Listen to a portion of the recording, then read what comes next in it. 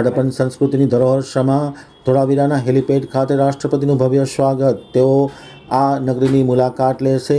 Dhordo આમતક news બ્યુરોનો એક વિસ્તૃત અહેવાલ. રાષ્ટ્રપતિ દ્રૌપદી મુર્મુજીનું ધોળાવીરા હેલીપોર્ટ ખાતે આજે ઉષ્માભર્યું સ્વાગત કરવામાં આવ્યું હતું. કચ્છના પ્રવાસ આવેલા ભારતના રાષ્ટ્રપતિ શ્રીમતી દ્રૌપદી મુર્મુજી આજે બીજા દિવસે પણ ધોળાવીરા હેલીપોર્ટ ખાતે પધાર્યા હતા. પ્રાચીન માનવ સભ્યતાની સાક્ષી એવી આ ધરા પર તેમનું સ્વાગત કરવામાં આવ્યું હતું.